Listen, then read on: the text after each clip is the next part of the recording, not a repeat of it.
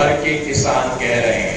अभी 26 नवंबर के दिन किसानों ने मिलकर फैसला किया कि हम देश भर में क्षोभ दिवस मनाएंगे। धोखा हुआ है हमारे साथ, उस धोखा देने वाली सरकार को हम सीधा करेंगे। और यही बात मजदूर की है।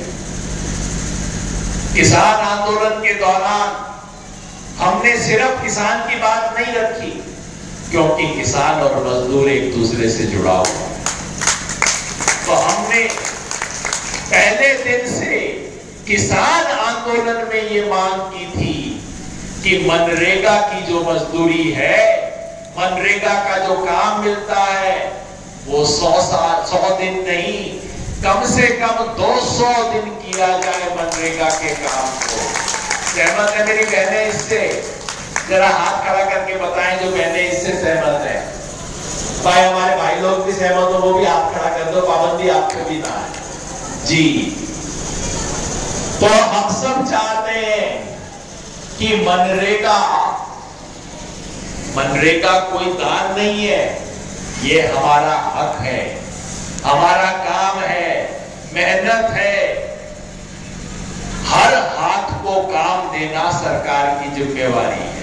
मेहनत करने को तैयार है, हर हाथ को काम दो, ठीक है ना? मेहनत करने को हम तैयार हैं। 200 दिन तक मजदूरी मिलनी चाहिए। और मजदूरी भी वो नहीं अजमेर भाई जो आज मिलती है, क्योंकि सरकार इसे न्यूनतम मजदूरी से कम देती है। ये पता नहीं सब लोगों ने आपको बताया कि नहीं। सरकार की एक न्यूनतम मजदूरी होती है मजदूर के लिए, अकुशल श्रमिक को बोलते हैं न्यूनतम मजदूरी। उससे कम मजदूरी अगर कोई फैक्ट्री वाला दे दे तो उसके खिलाफ मुकदमा हो जाता है, लेकिन सरकार उससे कम देती है। आप सोचो, सरकार एक न्यूनतम मजदूरी फिक्स करती है। कोई कंपनी, कोई फैक्ट्री, कोई बिल्डिंग बनाने वाला भी अगर उससे कम मजदूरी देगा तो उसके खिलाफ पर्चा दाखिल हो जाएगा। लेकिन मनरेगा में सरकार खुद उससे कम देती है, सरकार के खिलाफ मुकदमा कौन करेगा भाई? तो हम कहते हैं 200 दिन की मजदूरी दो और उसे जितनी आज देते हो वो नहीं, उससे बढ़ा के जितनी तुमने कहा है, तुम कह रहे हो अपने मुंह से कि न्यूनतम मजदूरी है, उतना तो दो कम से कम। और इसे खेती बाड़ी से जोड़ो, इसको खेती बाड़ी से जोड़ना चाहिए। कैसे जोड़े, इसके ऊपर बात हो सकती है। कमेरे का, और आज किसका राज चल रहा है? लुटेरे का। उसका भी एक मिसाल आपको दे दूं मैं। सबको ध्यान है, कोरोना बीमारी आई थी, याद है? याद तो खत्म ना हुई? ना हुई। जब कोरोना बीमारी हुई, लॉकडाउन लग गया, सब लोग घर में बंद हो गए। जिसके घर में 4 पैसे का रोजगार आता था बंद हुआ, कमाई थोड़ी कम हुई, बहुत कम हुई, कोई कह रहे हैं। अब मेरे को बताओ, कोरोना और लॉकडाउन के समय कुल मिला के 1.5-2 साल तक चला था मामला, है ना? जिसको कोरोना के टाइम पे थोड़ा सा नुकसान हुआ, 2 पैसे का, 4 पैसे का, 100 रुपए का, 200 रुपए का, 1000 का, या कोई किला बेचना पड़ा, कुछ करना पड़ा, वो सब जरा हाथ खड़ा करके बताना कि जिसको कोरोना के टाइम पे नुकसान हुआ था उसके घर परिवार में। देखो सारी बहनों का कोई बड़ा, कहां चले जाओ, मैं पूरे देश में घूमता हूं, कल महाराष्ट्र में था, जहां जाता हूं यही कहानी होती है कि भाई कोरोना के दौरान एक बार अस्पताल ले जाना पड़ा, जमीन बेचनी पड़ गई हमारे को, कि डॉक्टर ने इतना पैसा ले लिया, घर का एक कमाऊ आदमी था चला गया। ये सब एक आदमी था जिसका कोरोना में संपत्ति बढ़ गया, जिसका आमदनी बढ़ गई, सारा देश डूब रहा था, वो आदमी ऊपर चढ़ गया। कौन है वो आदमी? क्या नाम है? नाम है उसका गौतम अडानी।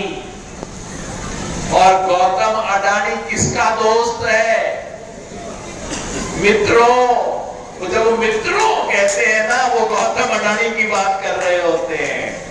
ये है मित्रों, ये गौतम अडानी की संपत्ति कितनी है मैं चाहता हूं सब लोग इसे देखें, क्योंकि यहां पब्लिक नहीं बैठी हुई है, यहां हर आदमी एक नेता बैठा है, हर कोई असर का आदमी बैठा है, यहां हर बहन ऐसी है जो जाके 10 घरों में बात को बताएगी।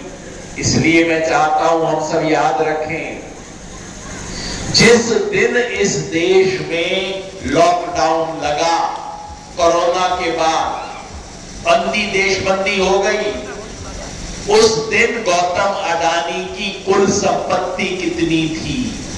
66,000 करोड़ रुपया। अब अपना तो शरीर इसमें चकरा जाएगा। यहां तो 1-आधा करोड़ की बात होते ही जरा लगता है मामला सर के ऊपर से निकल गया। 66,000 करोड़ रुपया गौतम अडानी की संपत्ति थी। अब ऐसा करो, करोड़ को तो अपनी जेब में रख लो, नहीं तो समझ ही बात ना आएगी। तो समझ लो 66,000 थी। समझ लो उसकी जेब में 66,000 रुपया पड़ा था जिस दिन लॉकडाउन शुरू हुआ। और जब लॉकडाउन खत्म हुआ 2.5 साल बाद, जब सारा देश डाउन हो गया, गौतम अडानी की संपत्ति 12 लाख करोड़ रुपया हो गई। हमारे सबके घर में से पैसा गया, सबकी जेब में से निकला, किसी की जमीन बिकी, किसी का जेवर गिरवी गया, कोई परेशान हुआ, किसी ने अपने बैंक में से पैसा निकाला, लेकिन गौतम अडानी की संपत्ति बढ़ी नहीं, 14 गुना बढ़ गई। मेरे घर में 1 रुपया था तो 75 पैसा बच गया, और उसका 1 रुपया का 1.25 नहीं, 1.5 नहीं, 2 रुपया नहीं, 1 रुपया का 14 रुपया हो गया उसका। ये कैसे हुआ? देश इसका जवाब जानना चाहता है, ये कैसे हुआ? क्या गौतम अडानी ने कमाल कर दिया भाई? उतना हम भी सीख लें उससे। अगर उसने मेहनत कर दी, क्या गौतम अडानी ने यहां बैठी हुई बहनों और यहां बैठे हुए किसान जमींदार से ज्यादा मेहनत की होगी? कोई मेहनत नहीं की। इधर का माल उधर, उधर की बात इधर, इधर का कागज उधर, उधर का कागज इधर। मैं चाहता हूं हमारे साथी समझे इस बात को और गांव-गांव जाके पूछें। ये ताश मंडली होती है ना गांव में, उसमें बीजेपी वालों ने अपने 1-2 लोग फिट कर रखे हैं सब में, जो जाके इनका बड़ा गुंडा आता है, तो इनका जो ताश मंडली वाला होगा उससे जाके पूछना कि भाई ये क्या चमत्कार कर दिया गौतम अडानी ने, मेरे को भी समझा दो।